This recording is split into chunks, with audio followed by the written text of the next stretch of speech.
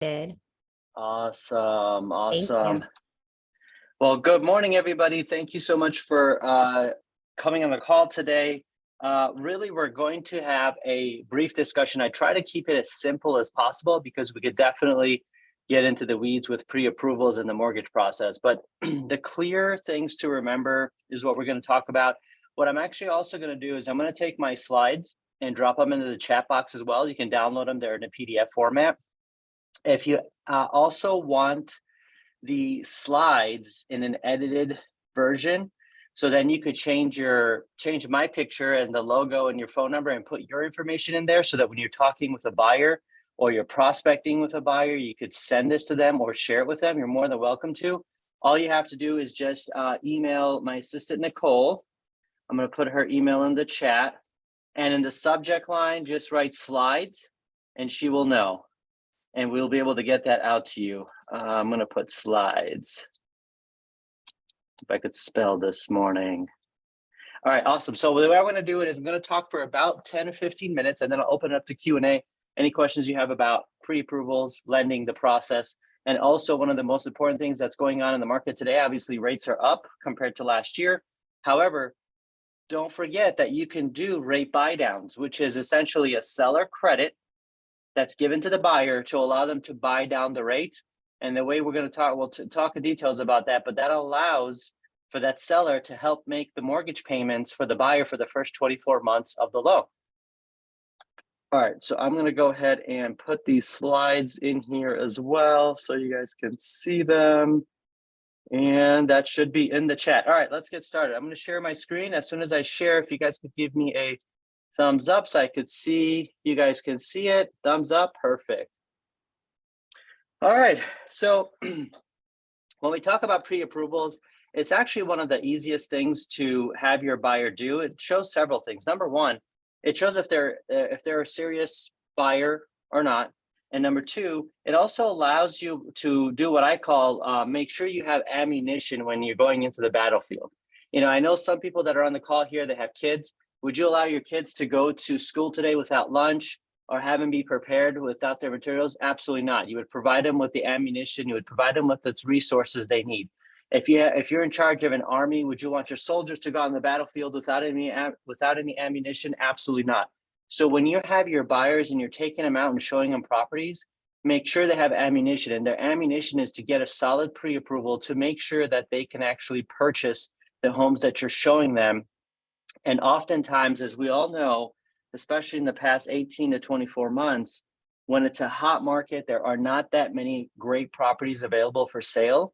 They're going to get snagged up, and you need to be able to be prepared to make an offer and sometimes even be able to waive contingencies. And some of those contingencies can be financing related. And we'll get into that as well, and how to make sure that if there's any contingencies on financing that you'll be able to waive them. So let's get started real quick. When you're getting a pre-approval, the first thing that you want to do is understand the three parts. The three parts to a pre-approval are the debt to income ratio, which is commonly referred to as DTI. The second one is the credit authorization, and I wrote FICO mid, which we're going to talk about that, and the loan to value. So again, the debt to income ratio, which is the DTI, credit authorization, which is actually taking a look at their credit, and then the loan to value. So if a lender is covering these three, you know you're going to have a very solid pre-approval. But if they're not doing these three, that pre-approval really becomes a pre-qual, and the pre-qual is just not as strong as having a pre-approval. Because as we all know, we want to make sure that not only can they get the house, but that then they can get the financing in an easy way. So make sure that we can get to the closing table, because we all want to get paid, and we want to make sure that the homeowner gets to buy their house. All right, so I'm going to jump in really quick. Debt to income ratio. The debt to income ratio really talks about your ability to repay. This is what lenders are really looking for, the ability to repay. You take your total monthly debt payments and you divide them by your gross monthly income. So for example, if someone makes $120,000 a year in gross monthly gross yearly income, so $120,000, you divide that by 12, that comes to $10,000 a month. And then whatever their debt liabilities are that shows up on their credit reports, we take that and divide it by the 10,000. For example, if they had $5,000 of monthly debt payments, divided by the 10,000 would be a 50% DTI, debt to income ratio. So I put targets out here. These are the things you want to be able to know. Most lenders have pretty much the same guidelines because it falls under Fannie Mae and Freddie Mac normally, but this is kind of a rule of thumb to know. The total debt to income, the DTI, should be 45% or less. So if you take their total monthly debt obligations that are going to show up on their credit report, that's their monthly credit card payment, that's their auto payment. If they have a student loan payment due, that you have to have that on there. And then also their current mortgage payment, if they have a current mortgage, you divide that by their gross monthly income, that ratio should be 45% or less. So when you're having a conversation, you're doing a buyer consultation, you should definitely have a section where we talk about financials and finances and get into that, because a lot of times most people don't know what their debt to monthly income ratio is. And as a matter of fact, why would they, unless they're actually going to be applying for financing? So the other ratio to look at is called the housing ratio. If the housing ratio is 28% or less, that means their total monthly payment, which includes your principal, interest, your taxes, insurance, and if they're in a homeowners association, you're going to have to count that homeowner association fee on a monthly basis in there. If it's 28% or less of their gross monthly income, you pretty much have an automatic approval. That person cannot be denied for a loan unless it's credit related or appraisal. So a lot of people think, okay, lenders have this like, you know, wishy-washy on the fence kind of decision making. Actually, it's not. It's pretty clear cut. If you hit these ratios, it's an automatic approval. There's no way that you can be turned down for a loan. The ratios are there because these ratios have been modeled over the past that this is a safe loan, that this borrower has the ability to repay, they're not overstretching themselves financially. And if there's external factors such as job loss, health or sickness, economy, things like that, it won't impact them as much as if those ratios are higher. All right. So I'm going to go over here really quick. I'm going to stop sharing my screen because I do want to open the chat up. If anybody has any questions, drop them in the chat there. All right, let me go back. I don't see anything in the chat. Let me go back to here so I could reshare my screen. Okay, so now that you've got this, again, DTI is the total monthly debt payments divided by the gross monthly income. The target is to be less than 45% with all the debt, including the housing payment. And then the target for the housing payment should be 28% or less. Now, oftentimes you'll ask, Ali, hey, 28%, that seems pretty low. This is what we consider an automatic approval. You can go above that 28%, but now it does require the senior underwriter to take a look and make sure there's other factors that they're offsetting that. All right, so let's do this here. Let's go here. This is actually a loan. This is a live loan that you'll see. This is how we look at your debt to income and housing ratio. So if you take a look up here, the proposed housing and other expenses $1,503.79. You could see the total liabilities payments, the gross monthly income calculated at $5,833. So now you got these added together. So the debt to income ratio is the total expenses to over the income, 31.82. Now you guys remember what number we want to be below? We want to be below 45. And then the housing ratio here, okay, is the housing payment, right? I'm sorry, housing payment proposed divided by the gross monthly income, 25.78. Again, what was the number on that one? 28% or less. So on this file, this is what we get an automatic approval on, right? As long as they can prove to us that that's the income they have by giving us W-2s, by giving us their tax returns, this file is pretty much clean and done. There is no like, well, let me talk to this or let me try to do this. No, this is an automatic approval. And these are the kind of things that you should strive for, because every time I've talked to a borrower or a buyer and they understand and see this in advance, guess what? They can clean up their credit by paying down credit cards, by making sure that they don't run up expenses. So when they're going to go and apply, we get an automatic approval. And when you have an automatic approval with these ratios, you'll get the best rate depending on your other two factors, which is the interest rate based on your credit score and then the loan to value. So we're going to talk about that. I do have something in the chat real quick. Let me see what that one is. How much does the federal interest rate have on mortgage interest rates? Antonio, I'm going to talk about that. I think you're talking about the Fed raising the Fed overnight rate versus interest rate. We're going to definitely talk about that after this. So here, this is the example that I want you guys to take a look at. Again, calculated the debt to income. We calculated the housing ratio, automatic approval. This is something that we would be able to get automatic approval really quick on this one. Let's go to the next one here. I'm going to talk about loan to value. The loan to value is the biggest impact on interest rates outside of your credit score. The loan to value, the higher the loan to value is, the higher you're going to be paying the interest rate, because the lenders see that it's a higher risk loan. And also, you would be paying mortgage insurance or private mortgage insurance if you're putting less than 20% down. All right. So this is the total loan amount divided by the appraised value. If it's new construction, it's generally the purchase price of that property. So the appraised value, taking the total amount. So if you're buying a property that's, let's say, $200,000 and you're putting down $100,000, that would mean you're financing another 100. So 100 divided by 200, your total loan to value is 50%. Again, we have targets now. 80% or less loan to value, thumbs up. You're pretty much auto approved as long as everything else falls into place. VA loans, Veteran Administration, USDA loans can go up to 100%.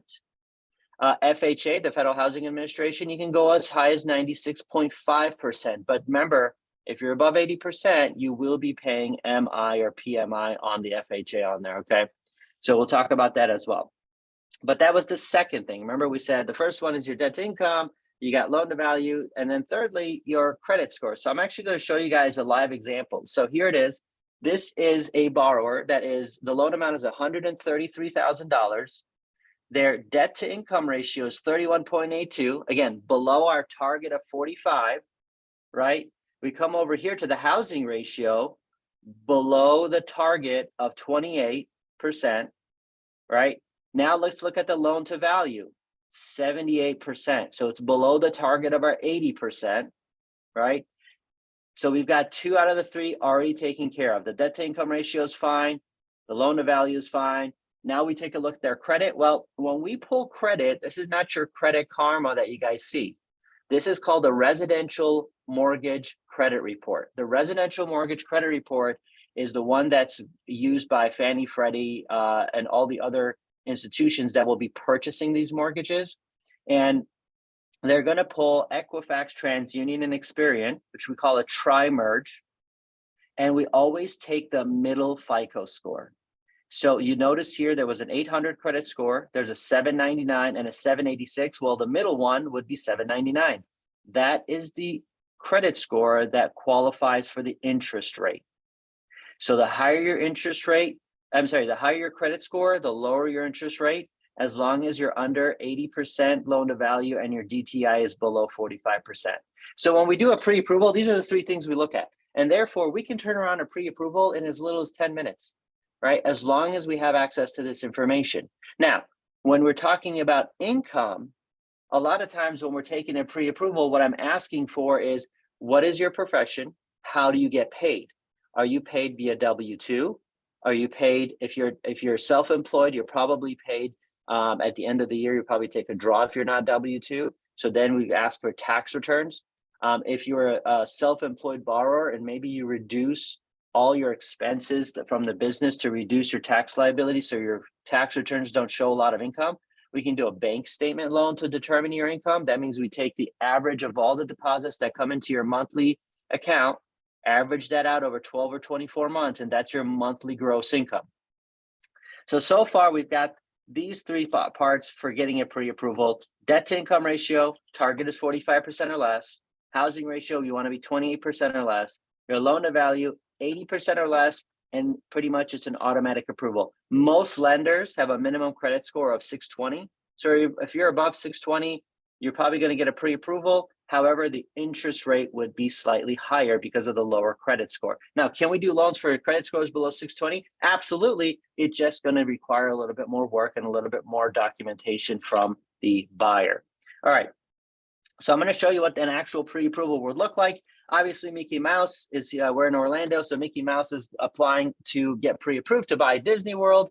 And therefore, this is one of our pre-approvals and what it looks like. So one things we do is we always have a congratulatory letter that goes, it's a cover sheet. This is one of the things we like to send out, is talk about who our lender is and how kind of the value proposition. This should go out to the listing agent as well, and it should be shared with the seller, because we really want them to make sure that, hey, our pre-approval is not just, something printed out of the air. We've actually looked at these ratios. We've actually calculated the ratios. We looked at the income. We pulled the credit report and made sure that, yes, the only thing that we're needing for this is really to get the appraisal. Once the appraisal's in, as long as that's in line, we're ready to go to get this loan closed. And so we'll put the sale price here. We'll put the term of the loan.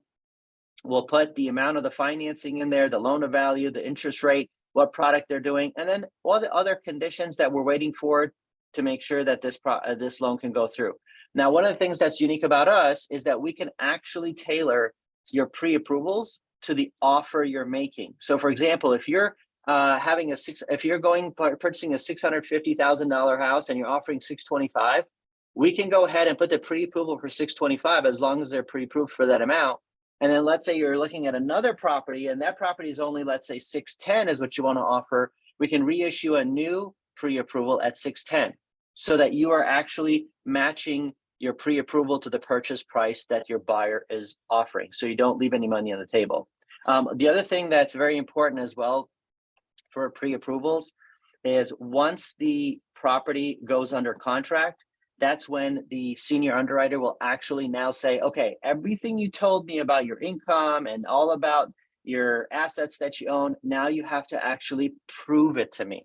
And that's where our work gets cut out for us. This is by far the most important part of the process. And I cannot stress this enough. 90% plus of why there's frustration in the lending process, from the realtors to the buyers to the listing agent, everyone else, comes to this next part, and this is conditions. So I'm going to show you what conditions look like. So when we actually submit the purchase agreement to the underwriter, the senior underwriter looks at the file first. And as you can see, the senior underwriter on this file has given us two conditions. All right, they're basically saying, income, I need a complete verification of employment from the employer, and they're telling us that's what we need. And then obviously there's documentation they need. And then underwriter 2, which is basically a senior underwriter in training, is the one that's going to work on the rest of the conditions. These are your easier things to clear up. Obviously, purchase agreement. Please submit the purchase agreement, including all the amendments and clauses that I've done. Homeowners insurance. You cannot get a loan without homeowners insurance. So we need a homeowners insurance. Now, a couple of things you can do for homeowners insurance. Number one, you obviously want to get a quote, but if we have the declaration page of the existing policy showing enough coverage, we can actually use that quote to get the loan moving. And then everything else here, you can see everything else that we need. So for example, assets, verify clearance of earnest money deposited for $4,000, which means if the earnest money was $4,000 in this agreement, we need to show that $4,000 actually coming out of the bank account of the buyer. So all you really need is just basically a printout of their online banking statement showing that $4,000 check either cleared or that wire went out of their account. And a lot of this stuff is done because, unfortunately, there's a lot of mortgage fraud that goes on, and lenders have become, dare I say, paranoid, and they're really checking things out. But this by far is where deals collapse and the frustration happens, is conditions. We are ultra aggressive on clearing conditions. Okay, we have we actually have two dedicated. We have a processor and we have an assistant processor who are dedicated to, all they do for 8 hours a day is they come into these files and their only objective is to clear these conditions. So essentially, we're looking at 11 total conditions on this loan. If we can clear this in one day, guess what? We'll get clear to close in day 2. That's how quickly these things happen. Now, the only thing that would slow this process down is if the buyer drags their feet. And therefore, if you know the process up front, you can prep your buyers, because how many times has buyers told you, well, you never told me this, or the lender never told me this. If you prepare them up front, let them know, okay, here's what we're going to need. We're going to need bank statements. We're going to need this. We're going to need homeowners insurance. Get those things up front. Guess what? You just collapsed your time of getting loan approval from like 30 days down to possibly 7 or 8 days. And that's what we strive for, is to get clear to close in less than 13 days. This is by far one of the things I wish that, even at myself as a realtor, I didn't know exactly the details on how this stuff worked. And now that I'm on the lending side as well, and I see that, I'm like, well, I could do this if I know this stuff. So one of the things we do is we ask permission from the borrower. Can we share this with your agent? Because a lot of times, how many have you gotten the call from your borrower? Well, what do I need? Well, I'm not sure. Let me check with the lender. Well, if you already have this in place, everybody can be on the same page. One of the things we do is we'll do a group text. So the buyer agent and the buyer, as well as the loan originator, on the same text, and they'll go back and forth. Hey, did you get me the Wells Fargo account ending 031? I need to make sure that that bank statement that matches up to what you put in there. All right. A letter of explanation from the borrowers for credit inquiries. So they had several credit inquiries, one from Equifax Mortgage Services and one from Embrace Home. Those are really, really easy things to clear. All we do is we write a letter that says, hey, I applied at Embrace Homes on 5/26/22 because I wanted to get pre-approved for a mortgage. And you sign your name, date it, we submit it to the underwriter too, they cleared this condition. It's that simple for some of these conditions. And yet sometimes the borrowers drag their feet, sometimes the lenders drag their feet, or sometimes the agent just doesn't know what's going on. And it just creates frustration and it delays the time. So if you want to increase your skill set, if you want to get your closings down to 2 weeks and literally get paid twice a month, work with your loan originator and your lender to get these conditions cleared as soon as possible. All these is everything you told me, now prove it to me. And once you prove it to them, they clear all these conditions. That's where you get clear to close. All right, so I'm going to open it up to questions right now. I know that was a very quick overview of underwriting. I just wanted to have you guys understand what goes into a pre-approval. I do want to share one resource with you guys, and then I'll get into the questions of the chat real quick. And then Keith, I'll answer your question as well. I wanted to show you guys a resource that you can use, because I don't want you having to wait on your loan originator or your lender to help you do the quick calculations for debt to income and the loan to value. If you go to our website, which is Motto Mortgage VIP, I'll drop it into the chat as well.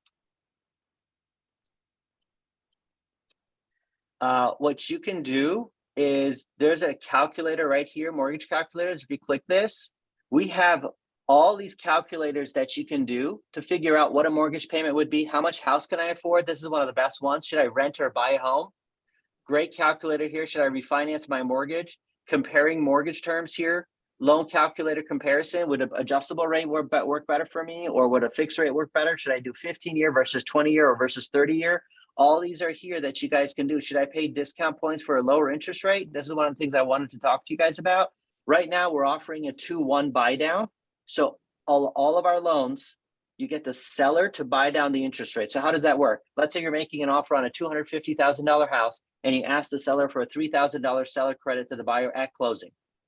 Okay, and so the seller will credit the buyer for $3,000. We use that $3,000, and for the first year, the rate will go from 5.5 to, let's say, 3.5.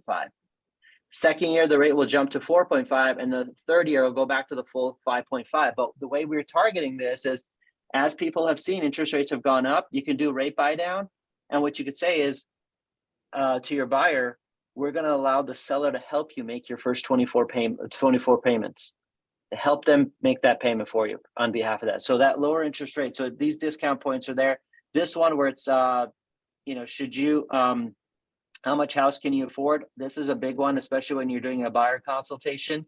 Bring him in here. Put all this information here. Put the loan assumptions in here. All right. And you could change this ratios here to 45 is the max here. You could change this ratio to 36. Again, all these things you put in, you click calculate, it's going to tell you exactly how much house they can afford. So now when you're having that conversation, before you even go and show properties, you already know exactly where you should fall into place. So that is my presentation on pre-approvals. I know it was very short and brief, but I really wanted you guys to emphasize on the key points of it. I'm going to open it up to questions, and I'm also going to read all the chat questions as well. So if you have a question, I think Keith had his hand up. So Keith, go ahead and ask your question if you're still on. Yep, I'm here. Ali, thanks for everything on this. This is super helpful. The question I have is sometimes you'll find buyer and their DTI is really tight and they have student loans. And I'm trying to figure out more of the details. I guess there's something you guys can do. Maybe you amortize it over 20 years or you spread the payments out over 20 years. And that way it can lower the monthly obligation so they can potentially qualify for the loan. Can you talk just a little bit about that or the concept of it? Yeah, so anytime you have a debt to income basically not meeting the guideline, there are several things you can do. It's not just student loans. So student loans, depending on if they're actually in repayment or if they're income-based repayment, you'd have to look at each case individually. Couple of things you can also do. You have to make sure that are they co-signing for that, or are they the actual primary borrower? That's number one, because we do see a lot of times where people have co-signed for other people. We see it a lot with parents where they co-sign for a car for their kid or maybe a student loan. And technically that, even though yes, legally they're responsible for that, sometimes if like, especially for like a car loan, if you have a car loan and you have 10 payments or less left, we can actually exclude that payment from your debt to income ratio. We can't do it on a leased vehicle, but we can do it on a purchased vehicle. So if there's 10 payments or less left on that, we can take that payment out, because what the underwriter is assuming is that, well, once that car is paid off, you no longer will have that debt to income. You will not have that monthly payment obligation, obviously, if you don't buy a new car. But what that allows them to do is say, hey, your ability to repay the loan back actually increases because now you no longer have that car payment in 10 months. So you can do that. Student loan payments are a little bit trickier because we have to actually take a look and say, okay, well, how long is this student loan payment going to be out there? Number one. Number two, there is companies that will refinance student loans. And I what's the one that I had that I can't think of it off the top of my head, but I will put it in the chat as soon as it comes to me. Earnest, that's what it is, earnest.com. They actually refinance student loans and they consolidate them, and allows you to basically have a single payment if you had multiple student loans, and also to stretch your time out, which basically lowers your monthly obligation. And so when you have a lower monthly obligation, it will lower your debt to income ratio. And that's something that I always recommend when I do see student loans, is to go to Earnest, see if you can refinance your student loans first, because that'll lower your monthly obligation. And now we can come back and look at your DTI. And again, we have the calculators on our website, so you can go in there and easily put it in so that people already know. And if you give people the knowledge and the sense, that empowerment, that they can calculate these on their own, I'll guarantee you those buyers are there at midnight, on their iPad or on their phone or on their computer. They're counting to see where they're at, how much house can I afford. And it's not that shock or that sticker shock they get when they say, well, why can't I get approval? Why can't I buy the $750,000 house on $80,000 income? Now they know. And you can also fluctuate that around. So yeah, so student loans, I would definitely say make sure if they can refinance them so that they can stretch the term out, lower their monthly obligation. That'll help the DTI when they're applying for a loan. And Ali, can that normally be done like within the exact same window as the processing of the loan? Can it usually be done within 30 days? Like, let's say they decided to do it while they were applying for the loan. Is it usually doable? Yes, it's definitely doable. Now, one thing it's going to trigger a letter of explanation. And the underwriter is going to say, why did you have your credit pulled by Earnest? All right. And say, hey, we are refinancing our student loans to be able to lower our monthly debt obligation. Underwriters absolutely okay with that. We write up a letter of explanation, sign, date, send it up. They clear that condition. You're good to go. And as far as the impact on the credit score, it's not that much, because we can always rescore that to get them up there. So basically, the only time we really rescore is if you're kind of like on you're on a threshold of the interest rate being, you get a discount of interest rate if you have a higher credit score and you're right on that threshold. We can either rescore. We can also take a look and say, for example, we have the ability when we pull credit to say, okay, if let's say they have their middle score is a 685, right? The credit reporting software tells us, hey, if you participate in a program that we have, it actually allows you in 10 to 12 business days, gives you a plan that says, hey, if you pay down this credit card by $300, if you pay off this, or if you do this, we can actually bump your score up 28 points. And this is what your score will be afterwards. And that's the service we offer to all of our customers. And if it makes sense, we tell them right away, hey, go ahead and pay this off or pay this down to this amount, and we can rescore and get you a higher score. And it happens in 2 weeks. And all we need is just proof that you made the payment. So basically get us a statement. We send it up to the underwriter to clear that condition, say, okay, rescore, here's your new credit score, here's your new interest payment right there. So you have that ability as well. All right, awesome. Let me go into the chat real quick. If anybody else does have a question, please unmute yourself and ask while I look at the chat real quick here. Let's see. Do we lend in Georgia? Holly? Not yet. We're actually applying. We've applied for our license. We're trying to get the approval. Hopefully it'll happen within the next few weeks. We're also going to be lending in Illinois as well. Lizette asked, how much is usually a buy down? The buy down is going to depend on how much you're going to buy the interest rate down. You can do as little as $100. It's not going to impact the rate much, but you can do as much as, $5,000, $10,000. There's really no limit. I mean, they do have limits, but honestly, you have to have the seller give that credit, or, which I hate to do this, but if you as an agent want to choose to contribute commission, you potentially could do that as well to buy down the rate. Also, don't discount the fact that you can also use gift funds to buy down the rate. Let's say it's a grandparents want to help the first-time home buyer, or parents who want to do an uncle, aunt, employer wants to help their employee buy down the rate. They can do that. We can do a gift fund, and we could go ahead and take that amount and apply it to buy down their interest rate. And so that interest rate will be able to alleviate, at least for the next 2 years, because who knows when rates will come back down, but usually when they go up, they'll come back down. When they're down, they'll probably go up. You can actually do that. So in terms of the amount, you can do as little as $100 to as much as, 10,000, but the more you do, obviously you're just going to get a lower rate.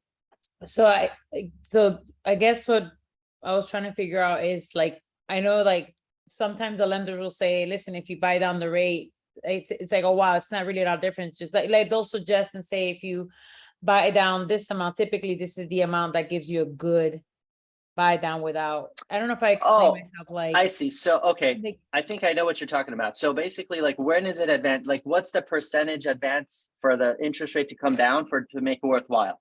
Is that what you're asking? And what they're paying, right? Because, like, like I said, they can pay $5,000, $10,000, but sometimes like the pricing is pay 3 and you'll get 1% down. But if you want to go another % down, you're going to pay $6,000 extra. That wouldn't make sense, maybe, right? Because then it's become $9,000. Yeah. So the key about buy downs is how long you're going to hold that mortgage. Essentially, how long you're going to live in that property, or how long you're going to wait before you refinance. So the rule of thumb typically is 36 months. That's just the rule of thumb. So if you're buying down your interest rate by 1%, you need to hold it for about 36 months. Because the amount of the buy down, the upfront payment that you did to lower the interest rate, it'll basically be even after about 36 months of payments. Now, if the seller is paying for that, or you're getting those as gifted funds, then you want to buy it down, because now your interest rate is lower. But if you are coming out of pocket yourself to buy down the rate, then usually 36 months is the rule of thumb. But every lender can take a look at exactly of, let's say, hey, I want to do $5,000 or $3,000 or $2,000 or $1,000 or $500 to buy down the rate. They'll tell you exactly what the rate would be, and then you can calculate real quickly the difference between what the rate you have and what the rate will be. And if you times that by the total mortgage amount, so for example, if you're borrowing $100,000 and it's going to impact 0.25%, that 0.25% is about $250 a year. You divide that by 12, you're saving roughly, $24 a month. I would be interested in learning how to do those things, like the savings, because especially now in this market, like, I want to sit with a buyer and say, if you wait, okay. Sometimes people, it's better for them to see things. So if I show them, hey, if you wait, the price is maybe the housing market is gonna go down 10% of the purchase price in January. But let me show you what happens if you wait, the rate is higher. Like, how do we show? I would love to learn what that would look like, if there's like a table or a way we can calculate this to show them how much they would save by getting the rate now instead of 1% in 3 months. You know what I mean? Yeah, so we have an easy calculator here that shows discount points, but we actually have a calculator that's not available on our site, but it's available in our lending software that we can show the cost of waiting for prices to come down versus what the interest rates would do. And we could show them in comparisons, and it actually graphs it out. So if you have a scenario like that, just reach out to myself and I'll get you in contact with one of our LOs or processors, and they'll run that scenario for you. It only takes us like 5-6 minutes to do it. And then you can present that to the buyer, because I know a lot of buyers right now are wanting to wait for prices to come down. And honestly, everything that we're seeing, at least on our end for right now, we don't really see prices coming down. If anything, they might stabilize and stay flat.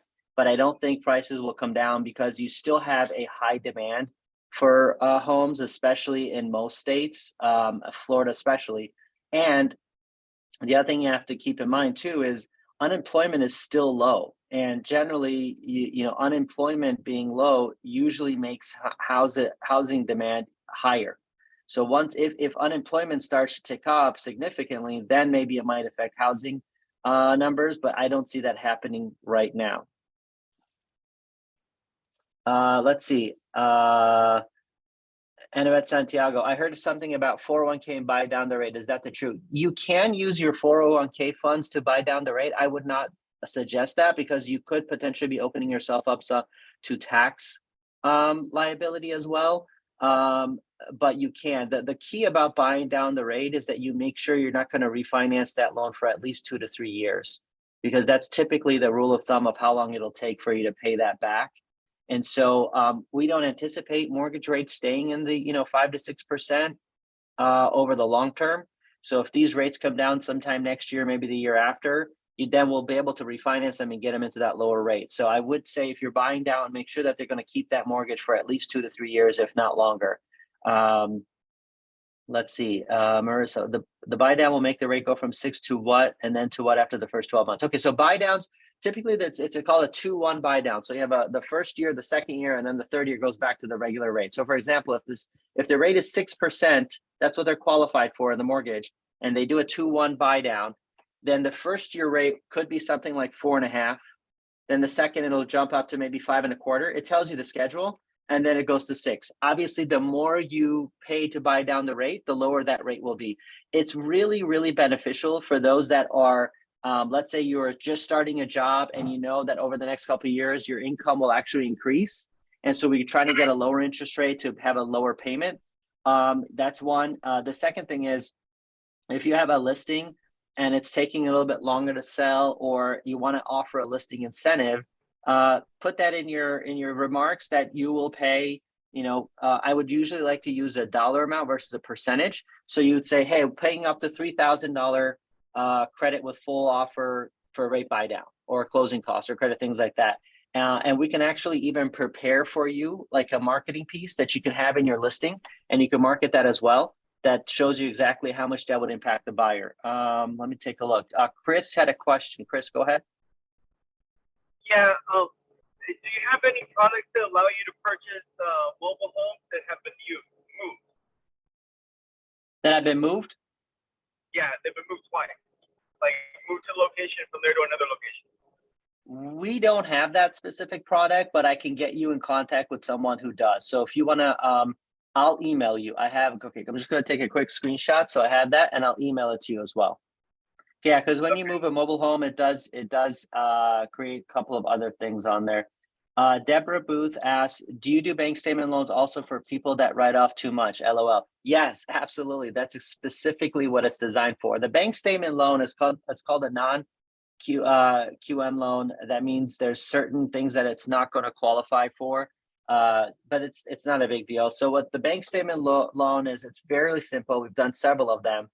What we do is, as entrepreneurs, as self-employed people, we want to be able to maximize the amount of tax write-offs that we can get to our advantage. It's one of the advantages of having your own business. And so as you're maximizing your expenses, you're also reducing your income that is available to show for qualifying for a loan, whether it's a business loan or personal residential loan. So you might be, bringing in $250,000 of income a year, but on your tax return, you're only showing like $12,000 of actual, income. That's not a problem when we're doing a bank statement loan because we actually do not require the tax returns. What we do require is 12 to 24 months of either your personal or business tax bank statements. And what I typically recommend is do 24 months because it's actually a lower rate than the 12 month. And what we do is we take those bank statements, we have the processor take a look at them. And what they do is they take all the deposits that are in there, and they actually will search to make sure you're not just putting money from one account in and then taking it out. You know, there has to be legitimate revenue coming into the business. And based on that, they do an average monthly deposit, and that average monthly deposit becomes your monthly gross income. So you might be, showing $25,000 a month in average deposits, which is great for realtors because, as you guys know, our incomes could be up and down. They're not going to be stable. So maybe one month you only had a couple thousand, but the next month you had 30, 40,000. Well, that all averages out over 24 months. And we take the average of that and we use that as the income to qualify the loan as opposed to a W-2 or an actual tax return. Now, the interest rate is slightly higher. So you're typically looking, if you have a 6% interest rate on that, if you do the 24 month, you're probably looking at about 1 to 1.5% higher of an interest rate. But that allows you to qualify for the loan. You can also do rate buy downs for this as well. And once you, let's say you have a year where you do show better income on your tax return, we can actually refinance you to a lower rate. And here's the beauty. If let's say you did a 30-year bank statement loan and it's been 2 years now, we can actually do a 28-year 30-year conventional loan just based on your tax return. So you don't lose those 2 years that you were paying your amortization down. Does that make sense? So we're not resetting you for another 30 years. So that's definitely one thing. Bank statement loan is only available to self-employed borrowers. Let's see. Holly asked, do you think we should stay out of those conversations? I'm hesitant to discuss lending figures with buyers. Leave it to lender and buyer.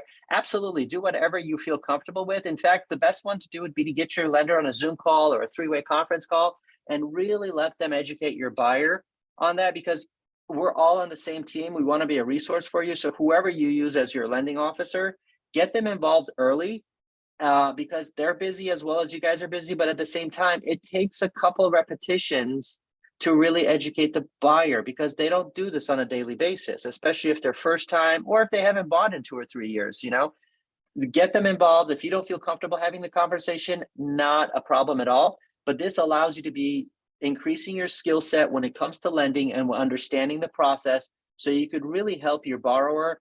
And I'll guarantee you this, if you increase your skill set on the lending side, you're going to get a lot more referrals because people are going to believe that, hey, this person knows their stuff, and they'll definitely refer you. Because a lot of times what tripped me up when I was representing buyers is understanding the lending, getting the approvals, understanding how much they can afford as opposed to guessing. Let's see, Marissa, do you want to buy them for your loan? If you buy down the rate, does that affect your loan in the long run? No, it does not. It's just more, it's just cash out up front.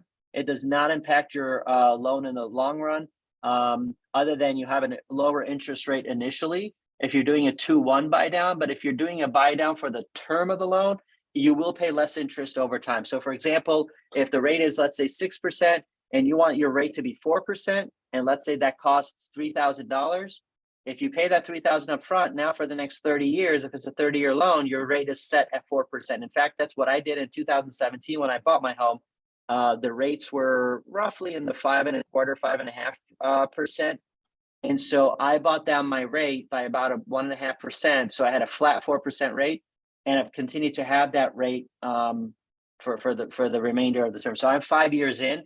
And I did not refinance in the past couple of years to get a lower rate. So I'm still stuck right at my 4% because, as I said, at least 3 years for you to offset the amount you paid up front for it. But now it's looking like a good decision because rates are now in the 5.5% to 6% rate.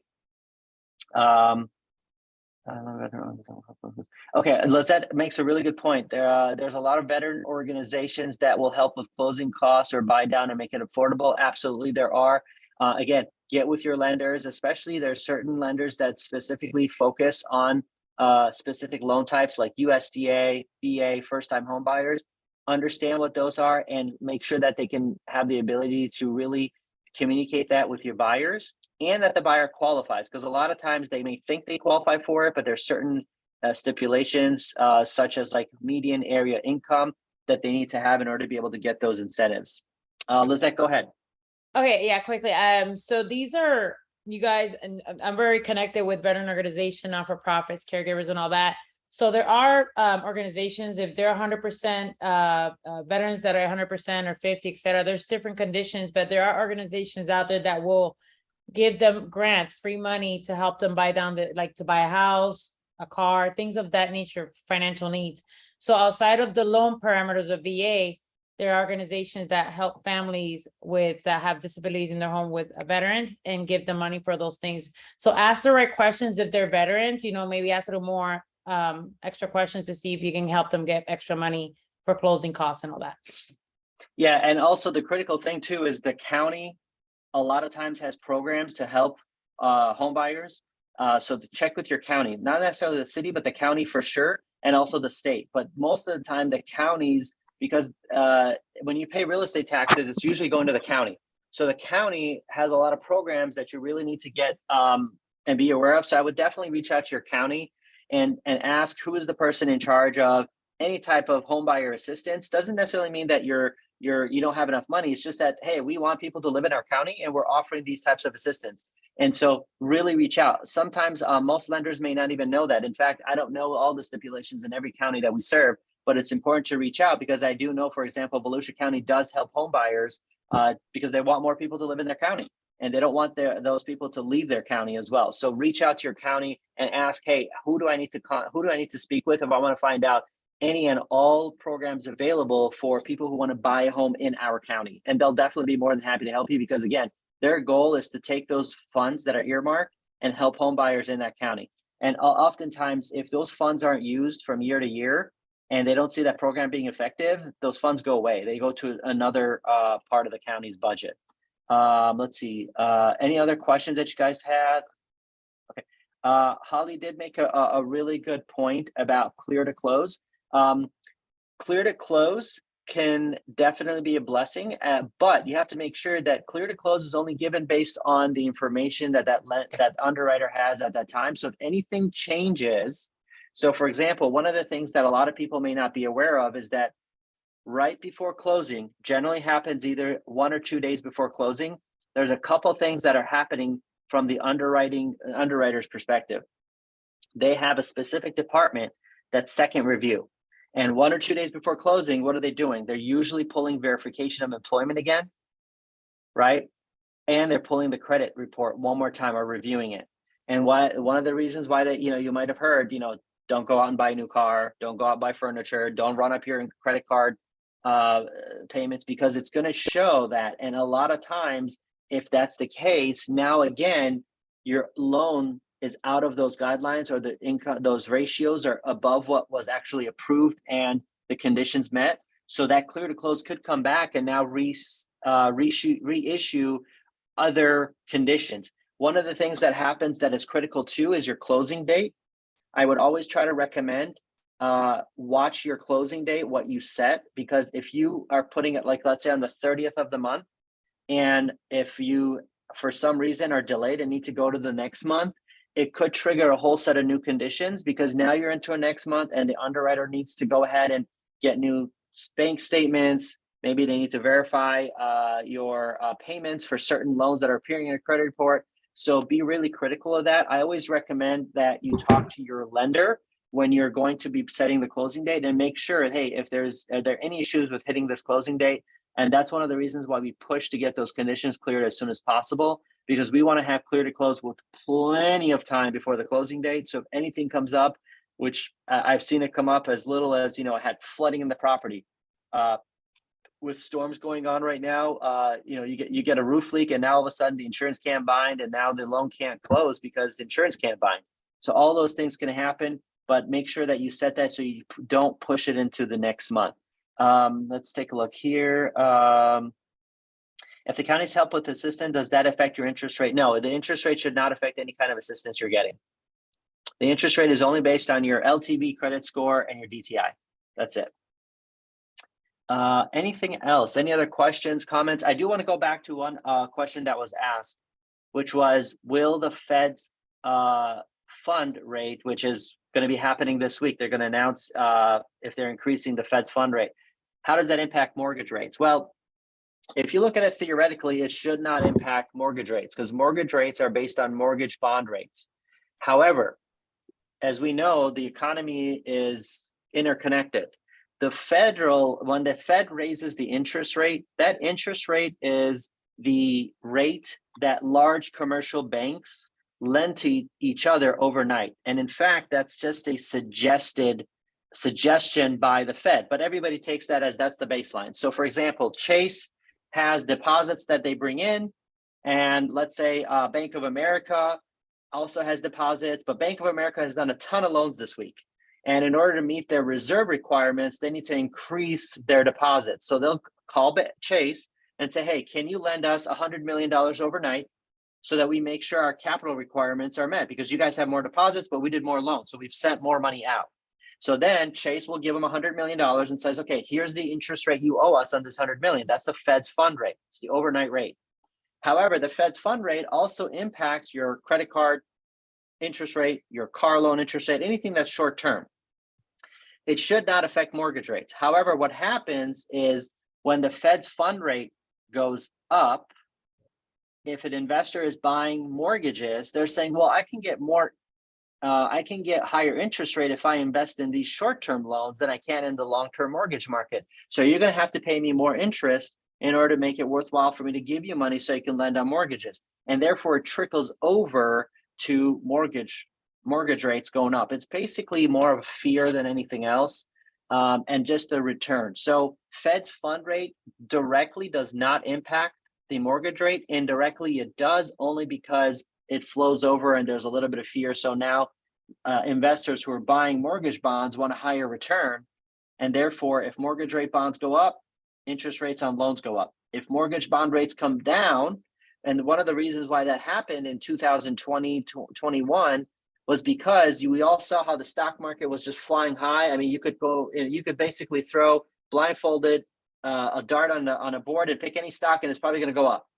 And what was happening was because investors were taking money out of mortgage bonds and putting them in the stock market into equities.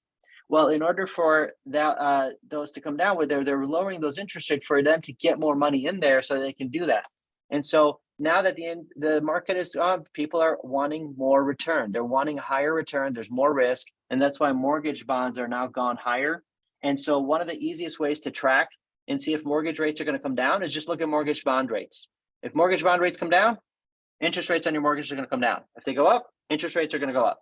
And so right now, the best prediction is that nobody really knows, other than the fact that when they go up sharply like that, they tend to come down as well. So probably within the next 12 to 24 months, you will see mortgage rates come down from kind of their highs. I would say for the next 3 to 4 months, for the end of 2022, it's going to be pretty volatile and the interest rates are going to stay right around that 5 to 6 mark hovering. Any other questions or comments, clarification on anything?